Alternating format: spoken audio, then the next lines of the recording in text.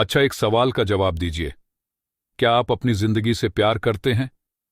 अगर वाकई में प्यार करते हैं तो फिर समय बर्बाद ना करें, क्योंकि जिंदगी ना इसी से बनी है।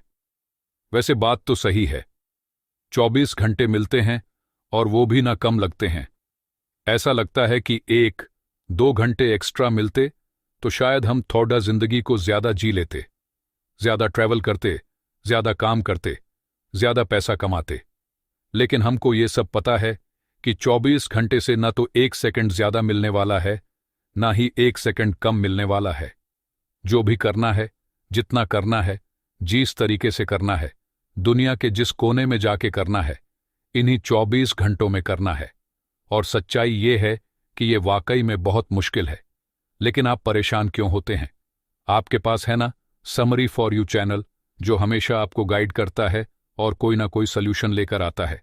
तो आज की इस समरी का नाम है master your time, a practical guide to increase your productivity and use your time meaningfully, जिसे लिखा है थिबोत मॉरिस ने।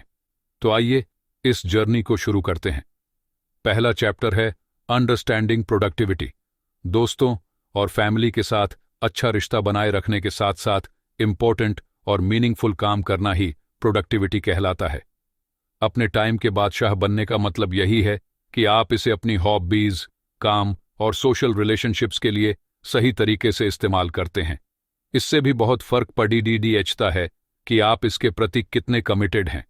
प्रोडक्टिविटी का मतलब है कि आप अपने कामों को कैसे मैनेज करते हैं और आप उनमें कितनी एनर्जी लगाते हैं। आइए इसे दूसरे तरीके से समझते हैं। पूरे दिन में आपकी एनर्जी का लेवल बढ़ता और घटता रहता है, इसलिए आपकी एनर्जी का लेवल सबसे ज्यादा कब रहता है, ये जानना जरूरी है। जैसे कि आपकी एनर्जी शाम के मुकाबले सुबह के टाइम ज्यादा होती है, इसलिए सुबह का 1 घंटा जरूरी चीजों को करने में लगाना आपकी प्रोडक्टिविटी को बढ़ा देता है। आपको इसे बिना इधर उधर ध्यान भटकाए एक काम को इफेक्टिव तरीके से पूरा करने में लगाना चाहिए। अपनी प्रायोरिटीज को पहचानना ये जानने में हेल्प करता है कि आपको किन कामों पर ध्यान देना चाहिए, वरना आप अपना ज्यादातर टाइम फालतू के कामों पर बिता देंगे। एनर्जी साइकिल में 6 फेज होते हैं।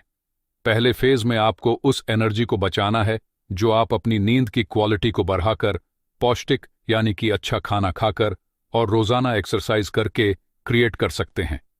जब आपके पास पूरी एनर्जी होती है तो दूसरी फेज में आपको पता होना चाहिए कि उस एनर्जी को कहां और कैसे इस्तेमाल करना है। इस साइकिल का तीसरा फेज है एनर्जी को सबसे ज्यादा जरूरी काम पर लगाना। चौथे फेज में आपको अपनी पूरी एनर्जी उस काम में लगाने चाहिए और इधर उधर के डिस्ट्रैक्शंस यानी ऐसी चीजें जो आपका ध्यान भटकाती है, उन्हें दूर करना है। इसके बाद रेगुलर ब्रेक्स लेकर के अपनी एनर्जी को फिर से रिचार्ज कीजिए और इस साइकिल को फिर से शुरू कीजिए। आगे दिए गए प्रोडक्टिविटी के लेवल्स आपको ये जानने में हेल्प करेंगे कि अपना टाइम आपको सही तरीके से कहां पर इस्तेमाल करना चाहिए। पहले लेवल में अपने फोकस को बेहतर करने के लिए आसपास के डिस्ट्रैक्शंस को हटाइए। इसके बाद किसी भी काम में पूरे जोश से लगने के लिए दूसरे लेवल में अपनी एनर्जी लेवल को बढ़ाने की बात की गई है। तीसरे लेवल में आपको उस खास विजन और गोल्स को डिफाइन करना है जो आपको फोकस करने वाले काम या टास्क को पहचानने में हेल्प करता है। चौथा लेवल एक टू डू लिस्ट और टाइम फ्रेमवर्क बनाकर पूरे दिन के लिए सिस्टम को प्लान करने के बारे में है। पांचवें लेवल में फैमिली, दोस्त और दूसरों के साथ घुल मिलकर सोशल लाइफ को एक्टिव रखने के लिए कहा गया है। वैसे चौथे लेवल में यह भी बताया गया है कि किसी सिस्टम का प्लान बनाना प्रोडक्टिविटी का एक इंपॉर्टेंट लेवल है, लेकिन इसके लिए सिस्टम का कॉम्प्लेक्स होना जरूरी नहीं है। अपने प्रोडक्टिविटी सिस्टम को बनाने और उसे लॉन्ग टर्म तक इस्तेमाल करने में मदद करने के लिए यहां पर कुछ टिप्स दिए गए हैं। सबसे पहले प्रोडक्टिविटी टूल्स के बारे में भूल जाइए। प्लानिंग और सिस्टम को बनाने के लिए आपको सिर्फ पेन और पेपर का इस्तेमाल करना चाहिए। दूसरा, अपने प्रोडक्टिविटी लेवल्स के बारे में सोचिए, फिर एक सीधा साधा सिस्टम बनाकर इसकी शुरुआत कीजिए। फिक्र मत कीजिए, क्योंकि जैसे जैसे आप प्रोडक्टिविटी एडवांस्ड लेवल्स पर जाएंगे, आप सिस्टम को दोबारा बनाने के साथ साथ उसे इंप्रूव भी कर सकते हैं। इसके अलावा टाल मटोल करने की आदत को समझने से आपको अपनी प्रोडक्टिविटी को बेहतर बनाने में हेल्प मिलेगी। टाल मटोल करना किसी भी इंसान की एक ऐसी आदत है जिससे उसकी ताकत कम होती है। इसलिए यह जानना आपके लिए जरूरी है कि आप चीजों को क्यों टालते हैं या मोटिवेशन कैसे काम करता है। आप चीजों को क्यों टालते हैं, इसकी कुछ वजह यहां पर दी गई है। पहली वजह यह है कि आपको कुछ बातें क्लियर नहीं है, जैसे कि वो काम कितना इंपॉर्टेंट है, आपको क्या करने की जरूरत है और आप उसे कैसे पूरा करेंगे। इसे बदलने के लिए खुद से पूछिए कि आप सच में मानते हैं कि वो काम इंपॉर्टेंट है। इसके बाद उन वजहों को पहचानें जिससे यह पता चले कि उस काम को करना भी चाहिए या नहीं। इन वजहों को जानने के बाद खुद से पूछिए कि अगर आप ये काम नहीं करेंगे तो आगे जाकर आपको किन नतीजों का सामना करना होगा। इसके बाद ये सोचिए कि इसे पूरा करने के बाद आप कैसा महसूस करेंगे और ये सोचकर इसकी शुरुआत कीजिए कि वो काम आसान है। अगर आपको अभी भी पक्का नहीं है कि क्या करना है तो ज्यादा जानने के लिए अपने सुपरवाइजर से पूछिए, जैसे आपको क्या एक्सपेक्ट करना चाहिए। अगर आप ये नहीं जानते हैं कि काम को कैसे शुरू करें तो पहले उसका प्लान बनाइए। इसके बाद उस काम को करने की ज्यादा बेहतर अप्रोच के बारे में जानने के लिए एक ऐसे इंसान से हेल्प लीजिए जो उस काम को पहले ही कर चुका है, या फिर दूसरे स्ट्रैटेजी इसके लिए ऑनलाइन सर्च कीजिए। टाल मटोल करने के पीछे दूसरी वजह यह भी है कि आप ये नहीं जानते कि मोटिवेशन कैसे काम करता है और मेंटल रुकावटों का होना जो आपको रोकते हैं। मोटिवेशन का मतलब मोटिवेटेड महसूस करना नहीं है। जब आप किसी काम की शुरुआत करते हैं तो ये आपके एक्शन के बाद खुद ब खुद ही आता है। मेंटल रुकावट भी आपके डिसिप्लिन के आड्डेचे आते हैं, जैसे कि आप सोच रहे हैं कि कोई काम बहुत मुश्किल है, और जब ऐसा होता है तो कामों को लिस्ट करके और उन्हें अलग अलग पार्ट्स में डिवाइड करके आपको उन पर एक्शन लेना चाहिए। आपके टाल मटोल करने की तीसरी वजह है आपका वो डर, जिससे आपको लगता है कि आप काम को ना अच्छे से नहीं करेंगे। इस डर का होना ठीक है, टेंशन वाली बात नहीं है, लेकिन इससे खुद को रोकने मत दीजिए। इसके बजाय इस डर को महसूस कीजिए और काम को पूरा कीजिए। अपने माइंड में ये बात बैठा लीजिए कि किसी भी चीज को हमेशा और बेहतर तरीके से किया जा सकता है। यानी कुछ पत्थर की लकीर नहीं है कि एक बार आपने कर दिया तो बस कर दिया, अब कुछ नहीं हो सकता। ऐसा कुछ नहीं। इसलिए आपको किसी भी फेलियर या गलतियों से डरने की जरूरत नहीं है। चौथी वजह है मेंटल वर्कलोड, जिसकी वजह से आप कामों से घबराहट महसूस करते हैं। इससे निकलने के लिए जो भी काम आपको पूरे करने हैं उन्हें लिख लीजिए। आसान से लेकर मुश्किल कामों के हिसाब से उन्हें बांट दीजिए। हर एक काम के लिए टाइम फिक्स कर दीजिए और ज्यादा से ज्यादा काम को पूरा करने की कोशिश कीजिए। अब जब आपने टाल मटोल करने की आदत और प्रोडक्टिविटी के बारे में समझ लिया है तो आप ऐसे स्ट्रैटेजीज बना सकते हैं जो आपको अपने फोकस, टाइम मैनेजमेंट और एनर्जी लेवल्स को बेहतर बनाने में हेल्प कर सके। इस बात पर ध्यान दीजिए कि आपका फ्रेमवर्क आपकी रियलिटी से मैच करता हो ताकि आप उसे सही तरीके से हासिल कर सके। तो टाइम मैनेजमेंट की इस जर्नी में अब अगला चैप्टर है updating your perception of time. मतलब यह है कि हम हमेशा प्रेजेंट में रहते हैं और दूसरी तरफ आप प्रेजेंट में अपने वक्त को इस्तेमाल करने के लिए पास्ट और फ्यूचर को मेंटल मॉडल की तरह इस्तेमाल करते हैं।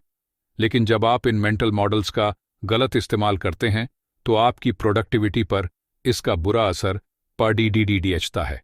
जैसे कि आपको एक ऐसी बात याद आती है जहां पर आपको खुद के लिए बहुत ही बुरा लग रहा था या आपको खुद पर दया आ रही थी।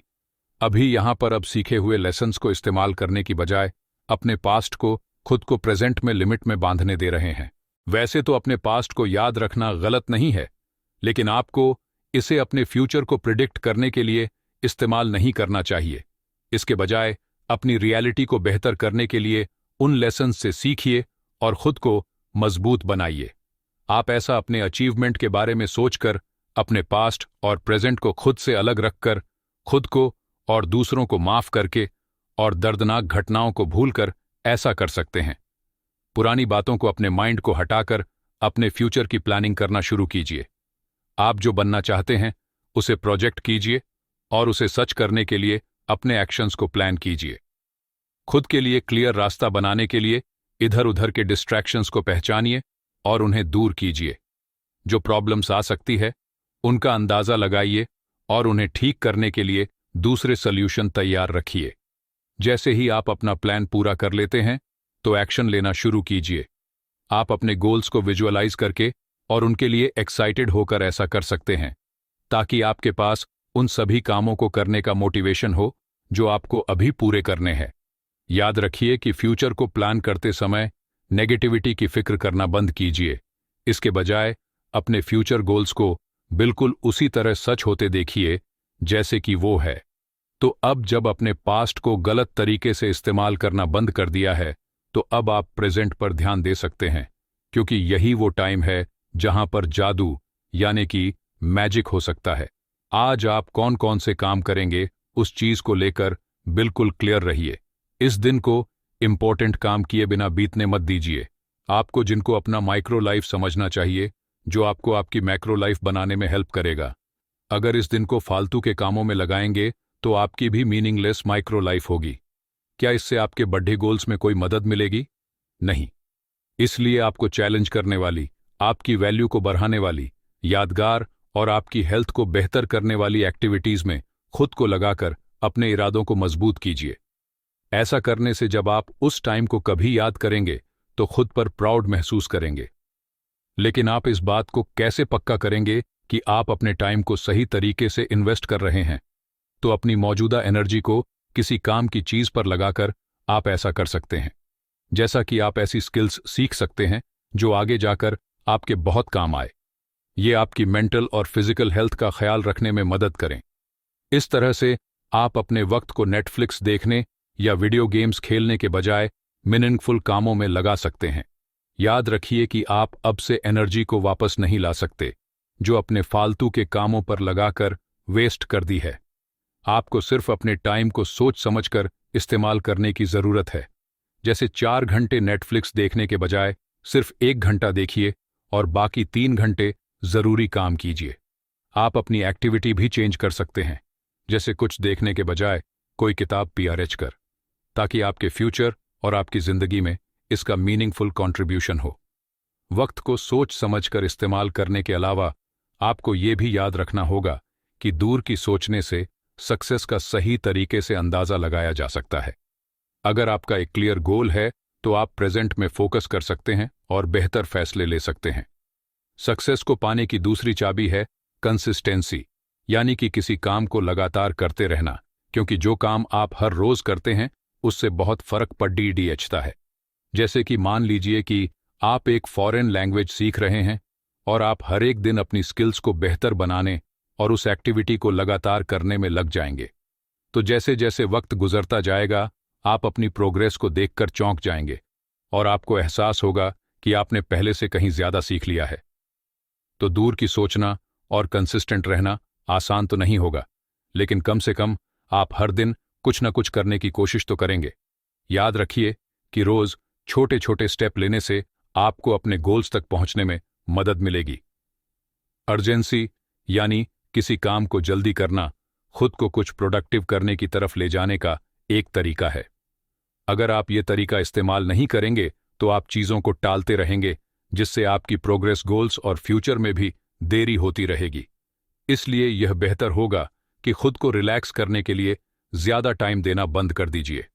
आप 90 दिन का पीरियड इस्तेमाल कर सकते हैं, क्योंकि इससे आपको खुद को आगे ले जाने का मौका मिलेगा और आप अच्छी प्रोग्रेस करेंगे। 90 दिन यानी कि 3 महीने अपने गोल को हासिल करने के लिए काफी है। अपने पहले दिन को कल पर टालने की बजाय आपको अभी शुरुआत करने के लिए खुद को पुश करना चाहिए और 4 दिन के काम को सिर्फ एक ही दिन में पूरा कर देना चाहिए। दूसरा तरीका है बार बार डेडलाइन रखना। अपने गोल्स को छोटे छोटे गोल्स में डिवाइड कर दीजिए और उन्हें रोज लगातार पूरा करते रहिए। जैसे कि अगर आप एक किताब लिख रहे हैं तो इस एक्टिविटी को अलग अलग काम में बांट दीजिए, जैसे आउटलाइन को पूरा करना, पहला ड्राफ्ट बनाना और मैन्यूस्क्रिप्ट को एडिट करना। इस तरह से आप अपने प्रोग्रेस को ट्रैक कर सकते हैं और छोटी छोटी सक्सेस से मोटिवेट भी रह सकते हैं। अब जानते हैं अगले चैप्टर के बारे में, making meaningful use of your time. आप अपने टाइम को मीनिंगफुली यूज कैसे कर सकते हैं?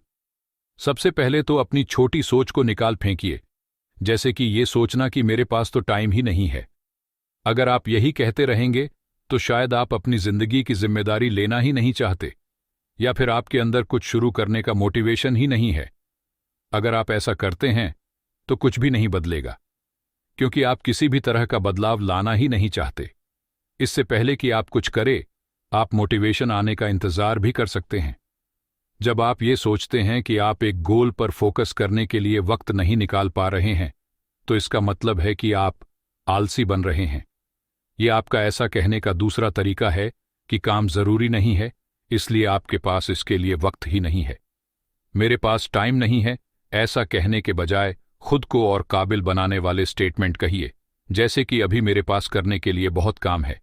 इस काम के लिए अभी मेरे पास शायद वक्त नहीं है, लेकिन जैसे ही बचे हुए काम पूरे हो जाएंगे, मैं इसके लिए वक्त निकाल लूंगा। दूसरा, आपको सेल्फ वेयर यानी खुद के बारे में पता होना चाहिए कि अलग अलग काम पर आप अपने वक्त को कैसे बिताते हैं। इस बात पर ध्यान दीजिए कि सोशल मीडिया पर स्क्रॉल करना और अपनी फाइल्स को ऑर्गेनाइज करने जैसे अनप्रोडक्टिव कामों पर आप कितना वक्त लगाते हैं। ऐसा करने से आप खुद पर अपना कंट्रोल वापस पा लेंगे और अपनी पर्सनल जिम्मेदारी को अपनाना शुरू कर देंगे। अब बेहतर तरीके से अपने वक्त को इस्तेमाल करेंगे और काम को प्रोडक्टिव तरीके से करेंगे। तीसरा, सही तरीके से प्रोडक्टिव बने। इस बात का ध्यान रखें कि जो काम आप रोज कर रहे हैं वो आपके लॉन्ग टर्म गोल से जुड़े हो। आप खुद से पूछ सकते हैं कि अगर आज मैं इस काम को कर रहा हूं तो क्या अब से 5 या 10 साल बाद मेरा करियर सक्सेसफुल होगा? अगर आपका जवाब ना है तो थोड़ा एडजस्टमेंट कीजिए। आपको अपनी प्रायोरिटीज को पहचानना होगा। इसके बाद उस काम को पूरा करने के लिए अपनी ताकत और एबिलिटीज को ढूंढिए। इसके बाद ये सोचकर अपने पैशन को बाहर निकालिए कि किन खास एक्टिविटीज को करना आप एंजॉय करते हैं। तो जो काम आपको रोज करने चाहिए, उनका सही विजन बनाने के लिए आप इन टिप्स को फॉलो कर सकते हैं। पहला तो वो काम आपके लिए एक्साइटिंग होना चाहिए ताकि आप उसे करते टाइम बोर ना हो जाए। दूसरा, आपका टारगेट एक्टिविटी बिल्कुल क्लियर होना चाहिए ताकि आप ये जान सके कि आपको कहां पर फोकस करना है और कहां पर नहीं। तीसरा, वो आपके कोर वैल्यूज और जिंदगी की फिलॉसफी से मैच करना चाहिए। जैसे मान लीजिए कि आप और भी आज़ादी पाना चाहते हैं। अगर आप ये फिलॉसफी फॉलो करते हैं तो आप खुद ब खुद अलग अलग चीजें चुन सकते हैं और अपने काम पर फुल कंट्रोल पा सकते हैं। चौथा, कि आपके काम से आपको जिंदा दिल महसूस होना चाहिए क्योंकि आप उन्हें अपने वैल्यूज और स्किल्स के साथ कर रहे हैं। पांचवी, एक ही ऐसे काम ढूंढिए जो आपको खुद को चैलेंज करने के लिए मजबूर करे, जहां पर आप अपने कंफर्ट जोन से बाहर निकलकर कुछ नया करने की कोशिश कर सकते हैं। ऐसा करने से आप खुद के बारे में और जान पाएंगे और अपनी जिंदगी के हर एरिया में बदलाव ला पाएंगे। तो यहां तक समझने के बाद अब समझते हैं अगले चैप्टर को। Making effective use of your time और अपने वक्त को मल्टीप्लाई यानी बढ़ाने के लिए कुछ टिप्स भी है। सबसे पहले तो ये कि सारा काम खुद कैसे किया जाए।